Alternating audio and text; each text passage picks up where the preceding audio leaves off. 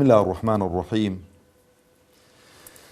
الحمد لله رب العالمين، والصلاة والسلام على أشرف الأنبياء وخاتم المرسلين محمد وعلى آله وصحبه وسلم.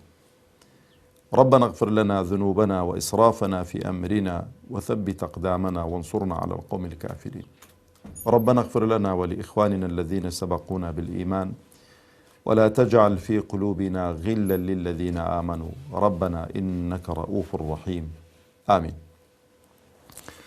خۆشەویستان، سەڵام و ڕەحمەتی خوای پەروەردگار بڕژێ بەسەر هەموو لایەکماندا و خوای پەروەردگار عاقیبەت خێرمان بکە، سەربەرز و سەرفرازی دنیا و قیامەتمان بکە.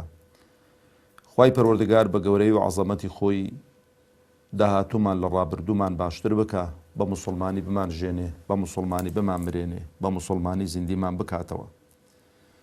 خۆشحاڵم کە لە بەرنامەی پەنا بە خزمەتتان دەگەمەوە لە زنجیرەی چواردە. خوازیارم کە خوای پەروەردگار ئەو بەرنامەیە بخاتە تای تەرازووی چاکەکانی هەموو لایەکمان و هەموو لایەکمان لێ سوودمەند بکە، بەهرەمەند بکە و بیکاتەمایی زیاتر و زیاتر ئاشنابوون بە فەرمودەکانی پێغەمبەری خوا عەلەیهی سەڵات وەسەلام و ئیشکردن بە فەرمودەکانی پێغەمبەری ئازیزمان عەلەیهی سەڵات وەسەلام. لە خزمەت ئەو فەرمودەیە مابووینەوە کە پێغەمبەری خوا عەلەیهی سەڵات وەسەلام دەفەرمێ بچێک لە هاوڵان کە پرسیاری لێ دەکات دەفەرمێ ئەی پێغەمبەری خوا عەلەیهی سەڵات وەسەلام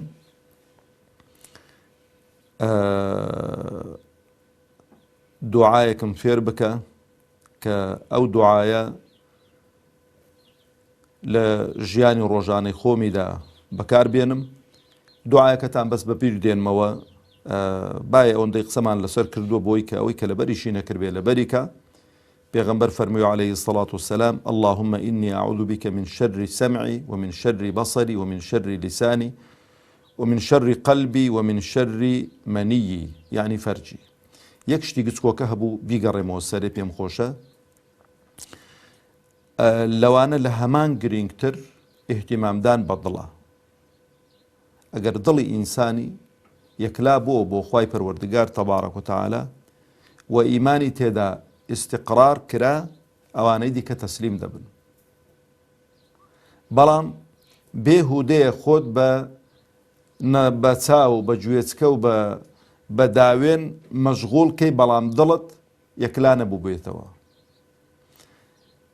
ئەوانەی کە لە ژیانیاندا زۆر دەگەڕێنەوە سەر گوناه و تۆبە دەکەن و دەگەڕێنەوە سەر گوناه و تۆبە دەکەن و دەگەڕێنەوە سەی وایە دەستی بە قورئانێدا دەدەڵێ بەو قورئانە چی دیکە و گوناهی ناکەم، دەگەڕێتەوە سەری جارەکی دیکە.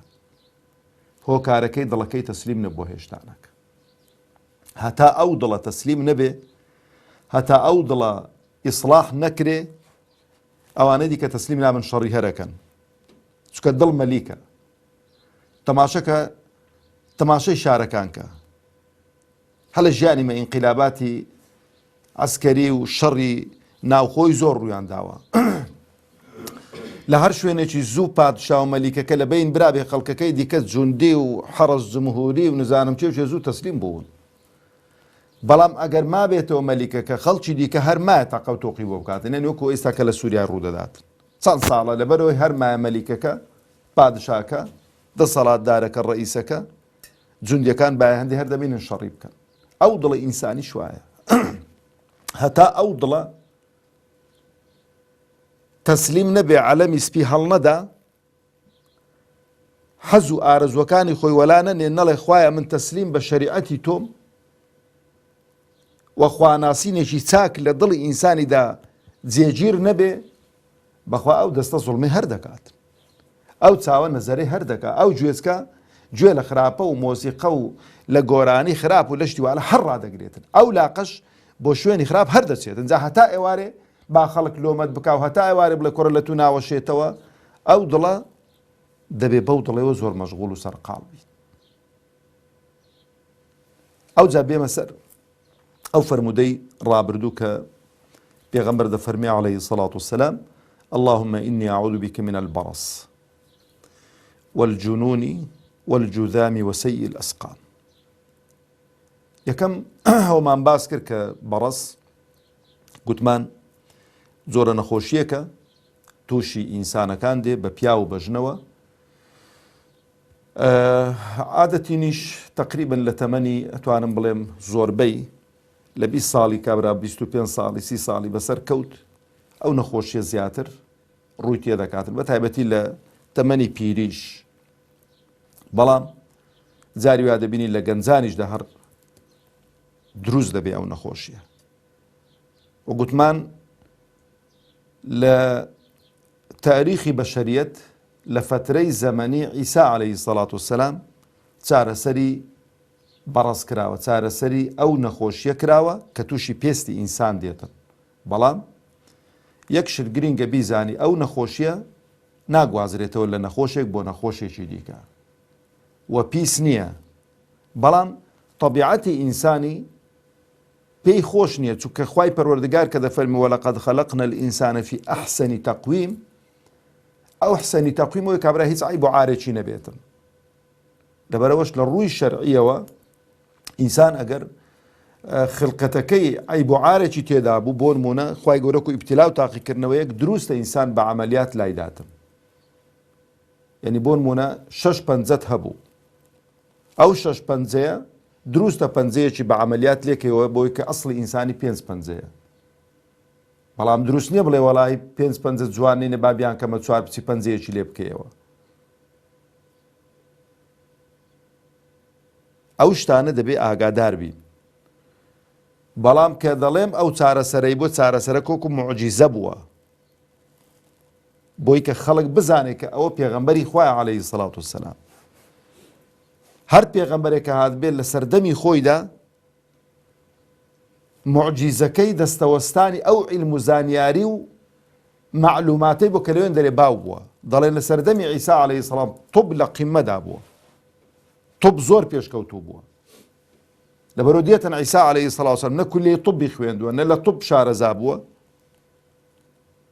بەڵام هاتۆ کۆمەڵەشتێکی چارەسەر کردوون کە هەموو دکتۆرەکان دەستەوەستان بوو دەبێت شایەتی پێ بدەن کە عیسا عەلەیهی سەڵات وسەلام پێغەمبەری خوایە. نەخۆشی پێستی کە پێستیان سپی بووە بەڵەکی چارەسەر کردووە، مردیشی زیندوو کردوێتەوە بە ئەمری خوا. بەڵام بڕۆن بخوێنەوە قورئان، هیچێک لەوانە کە دەکا ناڵێ بە شان و شەوکەتی خۆم دەیکەم، دەڵێ بە ئەمری خوا. بۆی هەم خەڵکەکە بجێڕنەوە بۆ لای خوا، هەموو پێغەمبەرانی شوا بوو عەلەیهیمو سەڵات وسەلام. وەزیفەی پێغەمبەران عەلەیهیمو سەڵات وسەلامەوە بۆ ڕەبتی خەڵکەکەی بکەنەوە بەچێ؟ بەخوا تەبارەک و تەعالا. هەتا ئەو ڕەبتەش دروست نەبێتەوە، ئەو عیلاقەش دروست نەبێتەوە، ئەو تند و تۆڵیە دروست نەبێت لە مابەینی عەبد و خوای پەروەردگارەوە تەبارەک و تەعالا، ئینسان تام و چێش لەزەت لە ژیانی دنیا ناکات. ئەو جا دەفەرمێ وەلجنون، جنون لە دەستدانی عەقڵە، بە تایبەتیش ئەوانەی کە مەسەڵەن دەبینی هەندێک حەرەکات و هەندێک قسە و گفتار و ئەوانە دەکەن کە هی ئینسانی عاقڵ نین. یان دەبینی مەسەڵەن کابرا هەندێک هەڵس و کەوت دەکا، خۆ ڕوود دەکاتەوە، جوێن دەدا، خۆی ناشوە، وەڵحاصڵ لە حاڵەتی ساغی ئینسانی تەندروست دەچێتە دەرەوە. لەبەرەوەی پێغەمبەری خوا عەلەیهی سەڵات وسەلام فێرمان دەکا کە دوعا بکەین خوای پەروەردگار ئەلەو نەخۆشیانە ڕزگارمان کە. ئەوەشی بە نەخۆشی لە قەڵەم داوە، بالفعل نەخۆشیەکی زۆر قورسیشە بۆ چونکە عەقڵ لە دوای ئیمان و هیدایەت، لە دوای ئیمان و هیدایەت گەورەترین نیعمەتی خوایە بەڕاستی. بەڵام ئەوانەی کە سوودمەند نەبوون لە هیدایەتی خوا، هیدایەتی خوایان وەرنەگرتووە، قەسەم بە ذات و سیفاتی خوا لە ڕۆژی دوای تەمەنا دەکەن کە شێت بووبان، چونکە شێت هیچی لەسەر نییە، کە بە منداڵی مربانە. شێتیش دوو جۆرن، هەندێکی هەیە کە مەسە، ئەنی جنۆکەکان و چی دەڵێ تەداخلی ژیانیان کردووە، ئەوە چارەسەریا هەیە، سحری لێکراوە چارەسەریا هەیە. ئەلحەمدولیلا خەڵکی بە ئەزمون و خەڵکی ڕێک و پێکێ، من ناڵێم هەموو خەڵکەکان، چونکە هیوایەتی زاڕەتی پێواکە، بەڵامی وایە لە ڕێی خوا کە پارەشی لەسەوەر ناگرێت و خەڵکێکی زۆریش لەسەر دەستی شیفایان وەرگرتووە. ئەوانە چارەسەریانێ، بەڵام دەبینی کابرایەکی وایە خوای گەورە هەر بە تەقدیری خۆی وەکو ئیبتیلا و تاقیکردنەوە بۆ ئینسانە شێتەوە، هیچ چارەسەریەکی نییە. چونکە بەڕاستی ئەو عەقڵەی کە خوا پێی داوی نیعمەتێکی زۆر گەورەیە. ئینسان دوعا بکا لە خوای پەروەردگار کە ئەو عەقڵەمان لێ نەسێنیتەوە، تەمەتوع بەو عەقڵە بکەین هەتا لە دنیا ماوین. جیاوازی ئێمەی ئینسانەکان لەگەڵ مەخلوقاتی دیکە، لەگەڵ بوونەوەرەکانی دیکە چییە؟ ئێمە عەقڵمان هەیە کاکە. ئەو عەقڵەی ئێمە پێت دەڵێ شتی چاک و خراپ چییە و چ نییە. ئەوجا لە خاڵی سێیەم دەفەرمێ وەلجودام. جودام لە کوردەواری خۆمان بە گڕوێتی دەڵێ. ئێستا الحەمدوللا پاک و خاوێنی بڵاو بۆتەوە، ئاوی گەرم و سابوون و شامپۆ و ئەوانە گڕوێتی زۆر کەمە. ئەمن لە تەمەنی خۆم بە فکرم دێ کە گچکە بووین، بە فکرم دێ مەسەرەن لە ئەو گوندەی کە تێیدا بووین خەڵکی گوڕوم زۆر بدەبینی. گڕوێتی ئەوەیە کابرا دەبینی سەری پنک پنک دەبوو، مووی لێ هەڵدەوەرین، چێم و جەراحەتی دەکرد، ئەوە ئەنگۆ فڵان کەسی کەچەڵ. هۆکارەکەشی زیاتر ئیلتیزام نەکردن بوو بە پاک و خاوێنی. دینی ئێمە دینی پاک و خاوێنیە. تەنەظەفوا فإن الإسلام نظيف. ئەهەموو جارێ دەنووسرا النظافة من الإيمان. زۆر شتێکی گرینگە. پێغەمبەر عەلەیهی سەڵات وسەلام کە خوای گەورە ئەو دینەی بۆ ناردین، یەکەم شت بەڕاستی کە تەماشای ئەو عیبادەت و خواپەرستیانە دەکەی لە پاک و خاوێنیەکەیەوە سەرچاوە دەگرن.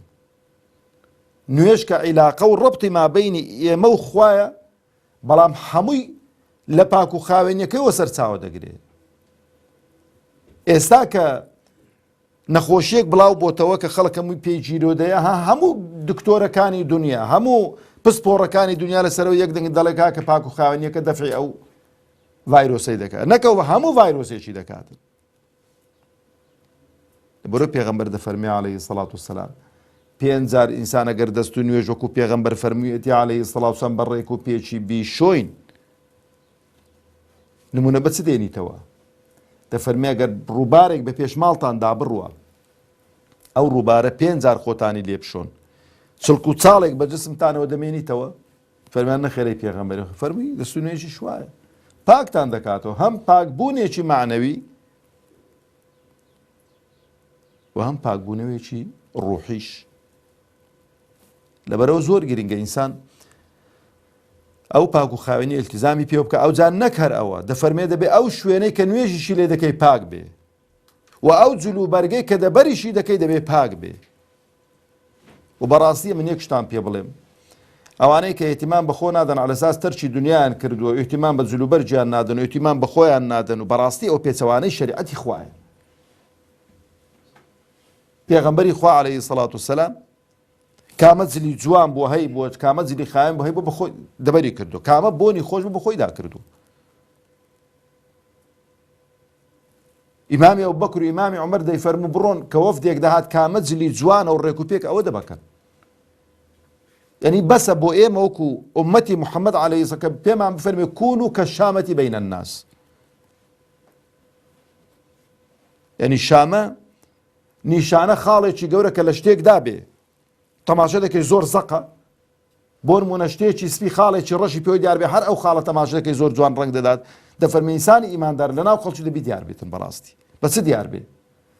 بە ڕێک و پێچی جلو بەرگەکەی، شەرت نییە نوێ بێتن، مکوای کە کاکە ڕۆ مکوا هەیە، بە بۆنی خۆش، بۆنی گران بە هەناڵێن بڕۆ بکرە بە 5-6 وەرەقان، بڕۆ لەو بۆن فرۆشانە جاری وا هەیە، برادەری وا هەبوو مەسەلەن کە پێکەوە بوون لە ئیش و کارمان لە ڕابردوو، بۆنی کڕیوە بە 300 وەرەقەی، ئەمیش بۆنم کڕیوە بە 2000 تەبع. تیماوەستا ئەو بۆنە خۆشت لەکوێ کڕیوە؟ بە میشناڵی. جا دەدڵی خۆدام گوتو بە 300 وەرەقەت کڕیوم بە 2000. گرانی و هەرزانی تەماشە مەکە. ئەو جا بەچی؟ بە گفتار و بە قسەی خۆش و بەوانە دەبێ ئینسانی مسلمان ئیحتیمام بەو لایەنە بداتن لەبەرەوەی گڕوێتی هیچێکە لەو شتانی کە خەڵک قێزەونی لێ دەکا خەڵک وەکو بڵێ لەبەری ڕادەکە دەبێ ئینسان خۆی لێ پارێزیتن و گوتم خۆ پاراستنەکەش یەکەم شت دوعا دەبێ خوا بمان پارێزی بە گەورەی و عەزەمەتی خۆی ئەو جاش ئەو ئەسبابانەی کە ئەو نەخۆشیانە ڕوو لە ئینسان دەکەن دەبێ ئینسانی ئیماندار خۆی لێ پارێزێتن خاڵی چوارەم دەفەرمێەوە سەیئ الئەسقام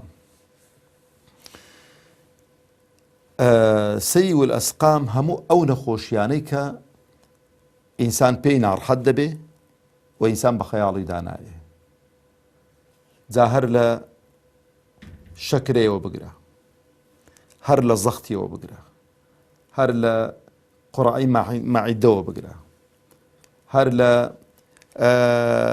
ئەوە بگرە ناوی چە تەنگە نەفەسی بگرە هەر لە ئەو ڤایرۆسانەی کە بڵاو دەبنەوە لەو دنیایی ئەو نەخۆشیانەی کە بڵاو دەبنەوە لە سیل و لە سەرەتان و لە هەرچی کە نەخۆشی ئەو دنیایە سەیئ الئەسقام هەموو ئەو نەخۆشیانە دەگرێتەوە خۆشەویستان ئینسانیش حتا نەخۆشیەکی نەگرێ قەدری قالب ساغی نازانێت زانایان دەفەرمون قالب ساغی تاجێکی زێڕینە لەسەری نەخۆشەکان ها لەسەری ساغەکان نا بۆ چکە نەخۆشەکان قەدری قالب ساغی دەزانن لەبەرە پێغەمبەر عەلەیهی سەڵات وسەلام دەفەرمێ نیعمەتانی مەغبون کەثیر فیهما الناس دوو نیعمەتی گەورە هەن خەڵک زۆر لێی سوودمەند و بەهرەمەند نەبووە خەڵک زۆر لێی بێ ئاگایە چنە ئەو دوو نیعمەتانە الصحة والفراغ الصحة والفراغ یەکەمیان قالب ساغی نیعمەتە ئینسان ئیشی بکا لەو قالب ساغیە هێتاوەکو نەخۆش نەکەوتووە چکە ئەو عیبادەت و خواپەرستیانەی کە ئێستانە کە هەندێکت پێ دەکرێن کە نەخۆش کەوتی پێت ناکرێن بەو شێوەیە خوای گەورەش بە قوربانی بم ئاوایە ئینسان بە قالب ساغی چۆن بێ لەگەڵ خوا ئەگەر نەخۆش کەوت ئەوەی قالب ساغیەکەت بۆ دەنووسیتن ئەوە نییە وەکو ژیانی دنیانە کابرا مۆزەف بێ هەتا ئیش دەکا ئیش دەکا دوایە کە هەموو تاقە و توانای خۆی سەرف کرد لە ئەو دەوڵەتە ئەو جا کە هاتە ئاخیری عمری تەقاعودیەکی بکەن بۆ نمونە 120,000 200,000 300,000 بدەنێ نا بە گەنجایەتی چت کردووە چۆن خۆت ماندی کردووە کە پیر بووی ئەوت بۆ دەنووسرێت لە ماڵ و پاڵت داوتۆ ناگەیە مزگەوت بەڵام نوێژی جەماعەتت لەبەرەوەی نەفەوتاندوون بە گەنجایەتی ئەوت بۆ دەنووسرێت ڕۆژانە ختمە قورئان ڕۆژانە جوزە قورئانێکت خوێندووە پیر بووی پێت ناکرێ کاکە بێتاقەتی پیر بووی بەلای قورئانیش دانە ڕۆیشتووی ڕۆژانە جزوێکت بۆ دەنووسرێتن بە ڕۆژوو بووی هەموو ڕۆژێ دووشەم و پێنجشەمان بە ڕۆژوو بووی پیر بووی پێت ناکرێ بەڵام بۆت دەنووسرێتن پارەت هەبووە سەدەقەت کردووە خێرت کردووە فەقیر بووی بۆت ناکرێ بەڵام بۆت دەنووسرێتن ئەوە گەورەی و عەزەمەتی و عەدالەتی خوای پەروەردگارە تەبارەک وتەعالە و لەبەرەوەی هەر کەسێکیش ئەو سەیئ الئەسقامە خوا پەنامانداتن هەر کەسێک کە نەخۆشێکی مزمینی نەبێ نازانێت چ موسیبەتێکی گەورەیە چ ئیبتیلا و تاقیکردنەوەیەکی گەورەیە نەخۆشی وا هەیە سەرەکەشت دەبا و ماڵەکەشت دەبا نەخۆشی واشە ئیسراحەتت لێ تێک دەدات کەواتە ئەو بێ ئیشێکی ئێستانەکەش دروست بووە کە دەبینی خەڵکەکە زۆر بێ ئیشە بیقۆزەوە و ئەوانەی کە نەخۆشیشن بە دڵیان بە خۆیان نەسووتێ بزانن کە خوای پەروەردگار تەبارەک وتەعالە بێ حیکمەت نییە ئەو نەخۆشیی بۆ ناردووی ئەو نەخۆشیی کە بۆ ناردووی عولەما دەفەرمون ئەگەر ئەوانەی دەردەدارن ئەوانەی کە دەرد و مصیبەتی گەورە ڕووی تێکردنەکە بزانن خوای پەروەردگار بۆ ئەوەی خەڵاتی بۆوانی ناردووە تووشی هاتوون واللهی خوایان چەند خۆشەوێ بە ملیۆن قاتی دیکە ئەو خوایان زیاتر خۆش دەوێت کە دائیمەن بۆ ئینسانی ئیماندار و مسلمان دەرد و بەڵا و مصیبەت یان کەفاڕەتی گوناه و تاوانەکانە کە ئەنجاممان داون یان بۆ پلەبەرزیە بۆ دوا ڕۆژ. لەبەرەوەش تەماشە کە پێغەمبەرانی خوا عەلەیهیمو سەڵات وەسەلام بەشێکی زۆری نەخۆشی نەماوە کە تووشی نەبێ، مەسەلەن نەخۆشیەکانی دنیا بێ، خەم و خەفەت بێ، نەخۆشی جەستەیی بێ، هەمیان بینیون. حتا پێغەمبەری ئێمە عەلەیهی سەڵات وەسەلام با دوا قسەم بێ، کاتێک کە تای دەگرت تای بەقەدەر 2 نەفەری ئێمە، مەسەلەن 2 نەفەر کە تونترین تا بگرێتن، پێغەمبەری خوا عەلەیهی سەڵات وسەلام بەقەدەر 2 نەفەرانی تا دەگرت. فەرمیانەی پێغەمبەری خوا تای تۆ بەقەدەر 2 هەندەی ئینسانی ئەعتیادی فەرمی پاداشتەکەشم 2 قات. خوای گەورە عاقبەتمان خێر کاتن تا زنجیرەیەشی دیکە بە خزمەتان دەگەمەوە. خواتان لەگەڵ. وەسەلامو عەلەیکم وەڕەحمەتوڵڵاهی وەبەڕەکاتوه.